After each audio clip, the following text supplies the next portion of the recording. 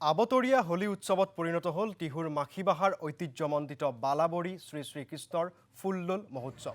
পবিত্ৰ বুদ্ধ পূৰ্ণিমা তিথিৰ লগত সংগতি ৰাখি পৰম্পৰাগতভাৱে উদযাপন হৈ অহা শ্ৰী শ্ৰীকৃষ্ণৰ ফুল্লুল মহোৎসৱৰ শনিবাৰে সুঁৱৰী উৎসৱ পৰিণত হয় হোলী উৎসৱলৈ। শিশুৰ পৰা বৃদ্ধলৈকে পুৰুষ মহিলা সকলোৱে ফাকু খানি নাম প্ৰসংগৰে শ্ৰী শ্ৰী বংশীগোপাল মহাপ্ৰভুক প্ৰতি ঘৰলৈ নিয়া হয়।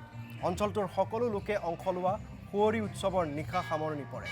তিনিদিনীয়াকৈ কাৰ্যসূচীৰে অনুষ্ঠিত বালাবৰী শ্ৰী শ্ৰীকৃষ্ণৰ ফুল্লুল মহোৎসৱত পতাকা উত্তোলন, শ্বহীদ তৰ্পণ, স্মৃতি তৰ্পণ, বৃক্ষৰোপণ, ঢুলীয়া প্ৰদৰ্শন, ভাগৱত পাঠ, হোমযজ্ঞ, আয়তীৰ নাম, নাগাৰা নাম, সাংস্কৃতিক অনুষ্ঠান আদি হোৱাৰ লগতে চিত্ৰাংকন, কুইজ, ভেশন আদি বিভিন্ন প্ৰতিযোগিতাও অনুষ্ঠিত হয়।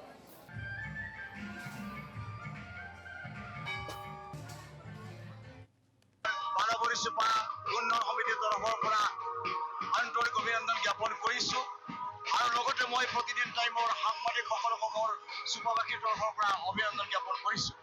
আমাৰ এই বালাবৰী চুপাত তিনিদিনীয়া বৰ্ণাঢ্য কাৰ্যসূচীৰে শ্ৰী শ্ৰীকৃষ্ণৰ ফুল্লুল মহোৎসৱ ভাগে উদযাপন হৈ আছে। এইবাৰ আমি ১১৬তম শ্ৰী শ্ৰীকৃষ্ণৰ ফুল্লুল মহোৎসৱ আমি উদযাপন কৰিছোঁ। এই তিনিদিন আমাৰ বিভিন্ন কাৰ্যসূচীৰ দ্বাৰা আমাৰ এই উৎসৱ পালন কৰা হয়। প্ৰথম দিনা আমি গোসাঁইটো আমাৰ মন্দিৰৰ পৰা উলিয়াই আনি আমাৰ দৌলত স্থাপন কৰোঁ আৰু এই দৌলত স্থাপন কৰাৰ পিছতে আমাৰ উৎসৱৰ শুভাৰম্ভণি হৈ যায়। বৰ্তমান আমি এই উৎসৱৰ লগত সংগতি ৰাখি আমাৰ ধৰ্মীয় দিশৰ উপৰিও আমাৰ ল'ৰা ছোৱালীৰ আধ্যাত্মিক দিশ বা আমাৰ অন্যান্য আমাৰ দিশত উন্নতিৰ কাৰণে আমি বিভিন্ন কাৰ্যসূচী ৰূপায়ণ কৰোঁ। আজি আমাৰ তৃতীয় দিনৰ বিৰাট কাৰ্যসূচী হ'ল আমাৰ সুঁৱৰী উৎসৱ। আজি আমি ঠিক ১২টা বজাৰ পৰা আমি সুঁৱৰী উৎসৱৰ যা চলাই আমি ঠিক ২টা বজাৰ পৰা এই সুঁৱৰী উৎসৱখন আয়োজন কৰিছোঁ। ইয়াত প্ৰত্যেকটো ধৰ্মপ্ৰাণ ৰাইজে আহি আমাক সহায় সহযোগিতা কৰিছে।